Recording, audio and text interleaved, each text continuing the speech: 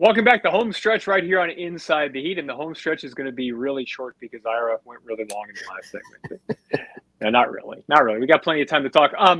Love your comments, your questions. Really appreciate it. It does us a huge favor when you guys are hitting that like button. We really appreciate it. I want to get into Game 6 in a minute and which Heat player is going to step up in order for them to win this series and close it out in Philly. But taking you guys behind the curtain a little bit, I went at the game last night. We're kind of trying to steal days off here and there. I'm on Panthers duty tonight. So I was able to watch the game at home. And, you get much different viewpoints, whether you're watching at the arena and at home. And look, I wasn't expecting the inside the NBA crew to talk a whole lot about the Heat and their performance. I mean, like we've come to expect that by now. Sure. By the way, I love the Inside the NBA show. That just so much fun, all that. But Ira, when they went to halftime, I was at least expecting, wow, man, that was impressive for the Heat. Now let's talk about this. The first thing they started talking about, Joel Embiid looks distracted. Joel Embiid looks sad that he didn't win the MVP. Charles Barkley literally said, the Philadelphia 76ers are following their leader who just looks distracted and sad that he didn't win the MVP, and that's why they're not showing effort. Ira, Joel Embiid got hit by a truck. Joel Embiid has a broken eye. He's coming off a concussion. And oh, by the way, those aren't the two injuries that are causing him the biggest problem. He's got a ripped up thumb. They showed the ball spinning sideways. It was the ugly knuckleball action that Tim Hardaway used to talk about in the commercial. Yes. When the ball is coming off his hands wrong because he's got a ripped up thumb. And he's throwing his body all over the floor. And oh, by the way, he hurt his back diving into the stands. Joel Embiid doesn't need me to stand up for him.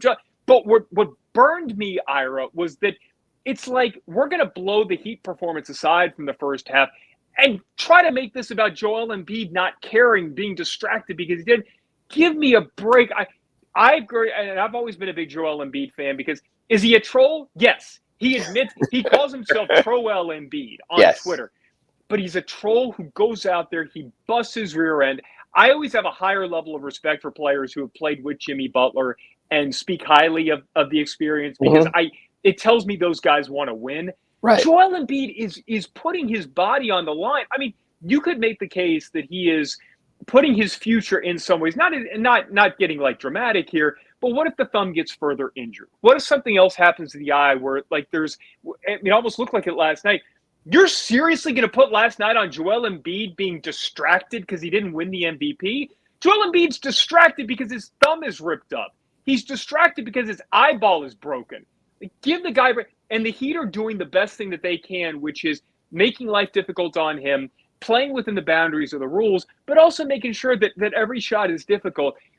Can we quit this whole thing that Joel Embiid is distracted because he didn't win the MVP and that's why they lost? They lost the game because the Heat are a better basketball team. And if Joel Embiid's distracted, it's because he got hit by a truck, not because there were some voter. And by the way, Ira, not to keep this rant going because I don't want people want to hear about the Heat. The comment in postgame, and I know Embiid was asked about it, so he answered the question. He also made this comment. He's spot on. He said it's a lose-lose for me. If I don't play, which, by the way, he probably shouldn't be playing with the injuries that he's having to deal with right now. But if I don't play, then it's because I'm soft. Because in the moment of truth, I'm not out there. And if I do play and I'm not myself, I'm not the usual dominant self, it's because, I'm distracted because I didn't win the MVP. Because I can't play through pain. He's not playing just through pain. He's playing through a broken body. Like, it's insane to me. And I'm done. I'm over it. But Ira, it bothers me that that's what people latch on to from that. Like, that's the first thing that people are talking about. I'm done. I'm over it. Like, I'm not believing in anything anybody says anymore, but what my own eyeballs see. And what you tell us in the Sun Sentinel. And here's the perspective I would give you this, because I was actually talking to some people in the media room after the game. It would not shock me if when the Sixers got back to Philadelphia and Joel Embiid comes in for training today after the shot he took in the collision with Dwayne Dedmon, where an eye surgeon or someone says, you know what?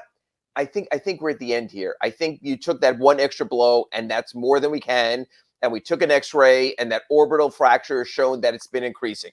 One, that could happen. Two, the hand surgeon comes in and says, you know what? that ligament's getting a lot worse. And I know we told you that it wouldn't, it won't impact you long term, but we're at the point now, I think we need to shut it down. Number 3, they just tell him, even with the concussion symptoms, yes, we cleared you, but you're clearly not yourself right now, whatever the reason. So, Clay, let me ask you this. So say, and this is hypothetical, folks. Later today, the Philadelphia 76ers come out and go, after medical consultation, Joel Embiid has been declared out for Thursday night's Game 6 against the Miami Heat at Wells Fargo Center. The narrative is not going to be poor Joel Embiid. The man gave every single thing he could to go as long as he could. Clay, you're in the television business. You know all the stars. You got all the phone numbers. What the hell are all the talk shows going to talk about if Joel Embiid is ruled out by the team? They're going to talk about first off, that he's soft. He couldn't play through injuries, blah, blah, blah. And then when the Heat wins, they only won that series because Joel Embiid was compromised, completely ignoring that the Heat were the better team throughout the season. And look, I'm not as frustrated about this from the Heat perspective, even though we are South Florida media and it's a Heat show. It bothers me that we don't treat these guys like human beings. And, this is kind of a delicate situation. Remember a few weeks ago when Adam Schefter had the tweet that came out after Dwayne Haskins died, right, that one of the first things that he mentioned was Dwayne Haskins' kind of uneven football career, as opposed to treating these guys like people and human beings. And it just bothers me that, and this is genuine here, man. It bothers me that we're not treating Joel Embiid and we in the media sense. And I know you're not like this, but the narrative is about Joel Embiid and completely ignoring that these are not typical ailments. These are not this is stuff that he should not be playing with. These are not things that he caused. This was not lack of conditioning. This was not putting himself in harm's way off the court in some family incident or some clubbing incident or something like that. These were all just natural parts of the game, and I get all that. Here's the bigger picture, though, bringing it back to the Heat. Thank you, because I would have wasted the last 8 minutes of this show talking about this. People love the salacious. The Miami Heat have had one salacious moment this season. The bench side incident in March with Udonis Haslem and Eric Spoelstra and Jimmy Butler. And it was a field day. And you could probably go back, Clay, because you can go to your people who had Nielsen or whatever and get the ratings, that the Miami Heat probably were mentioned more in the ensuing 7 days after that than maybe combined the entire rest of the season, because it was a salacious moment. Instead, what's salacious now? Should the Sixers give James Harden the extension that he's expecting? Did they blow the Simmons trade? Was that not the right move for them to make? Can you win around Joel Embiid unfairly because of his injuries? So that's the thing. The Heat have not presented us with enough salacious. They've simply played basketball. They've simply had people who've gone out and done it. Jimmy Butler, for all his sort of look at me kind of moments, they're not like half the rest of this league that takes it to such a higher level, because he also has a certain privacy about himself where he draws a line when it comes to his Instagram posts. He's not a guy on Twitter. He's not active on Twitter at all. So that's the thing is, that's what this has become. It's not become what's the best basketball story. It's not become let's look at Cooper Moorhead's analytics and that's fascinating the way he broke it down. It's like okay, you know what? You know what last night was about? Matter of fact, I'll put you on the spot here. What was 90% of the national postgame coverage about the one moment that happened in last night's Heat game? You know this. Now I'm racking my brain. I mean, was another it one. the Embiid diving in the crowd? No, DJ Khaled. I try to give you the hints there. By the way, props to you, because the easy thing to do is to immediately ask a game question of Eric Spoelstra. You had the first question, and you immediately went to that. That's all anyone wanted to know. I mean, let's face it. He gets the rebound. He gives the ball to Max Strus. He pumps up the crowd, and then he gives Eric Spoelstra a shoulder rub. And I got to tell you, when I walk down from my seat to go in the postgame interview room, it's right by where the player family are. And I noticed at the game that Nicky Spoelstra and Eric's two sons were there earlier. And I really wanted to ask Nicky Spoelstra, does Khaled give a better back rub? I need to know this. I need to know you versus Khaled, because he got those big meaty muscles going in there. Yeah, but that's the moment people are talking about today. I am sure if you Google two words, and I spelled Khaled wrong, and I apologize because I'm used to Khalid Reeves back in the day. But if you Google Khaled and Spoelstra, I guarantee you will get more Google hits than Spoelstra and any other word. Spoelstra and Butler, Spoelstra and Embiid, Spoelstra and playoffs or whatever. That's the kind of moment. That's the moment that people look for. That's the kind of moment that gets played up big, and just playing basketball the right way. And one of the stories I'm working on is when this series ends and we talk about the factors in the series, we'll talk about Jimmy Butler's 40 burger. We'll talk about Max Strus coming back around with his shot and Duncan Robinson not becoming essential as people thought. We'll talk about James Harden when we find out more about the clubs in Miami. We'll talk about Joel Embiid. No one's going to talk about PJ Tucker.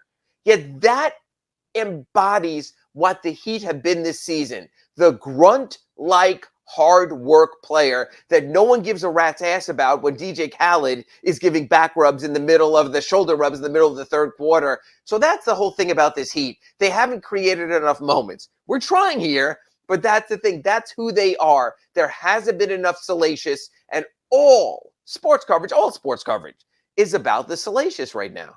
It is. And look, there's a line here. I'm perfectly fine with the DJ Khaled. In fact, I'm more than fine with the DJ Khaled thing being the headline from last night because it was real. It was fun. Genuine. It was fun. It was different.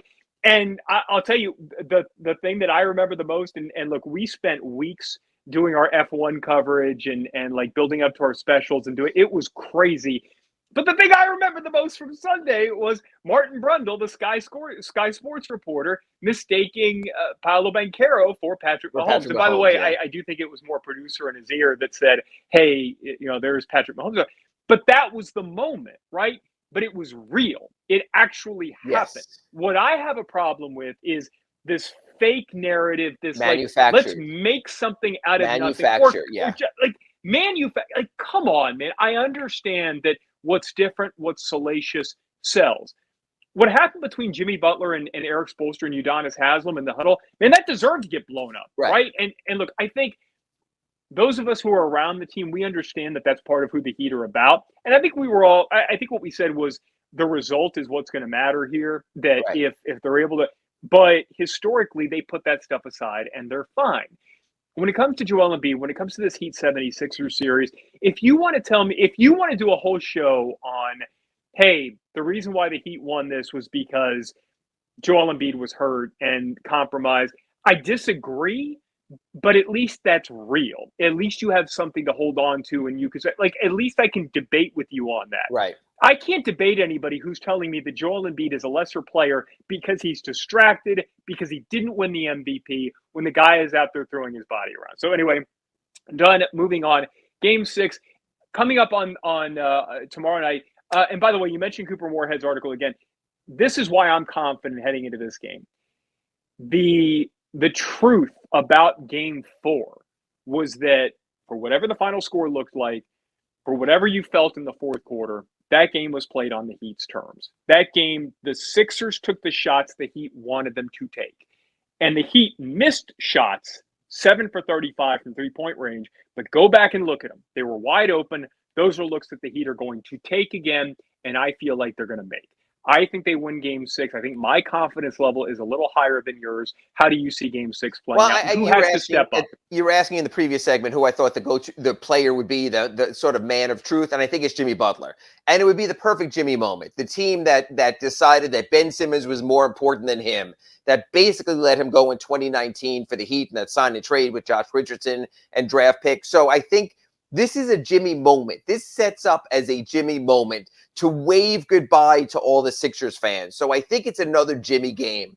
And I think your point is perfect. If Jimmy is the player who he was in games 3 and 4 in Philadelphia, but now someone else, a Max Strus or someone else, step up and hit shots, maybe a Gabe Vincent, it changes the narrative there. I think this is a Jimmy moment. This is what Jimmy did in the bubble. This is what Jimmy has done in the best of times with the Heat. I think it's going to revolve around Jimmy, as it should. He's their star. And to bring our entire Slomin's Home Security Inside the Paint show full circle today, I think this is the moment, again, when Jimmy, whether you debate he's a top 10 player or not, I think if he plays like a top 10 player, that's what I think the key to the game will be. And I've heard this a bit, is Jimmy going to get tired because he's carrying the team?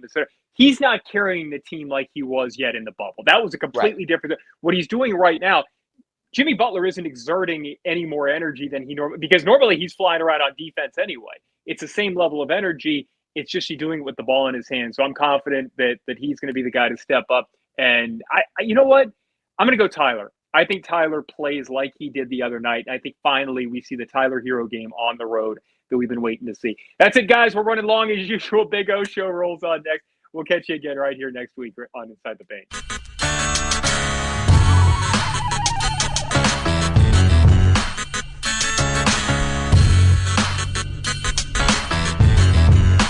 This is the Big O Show.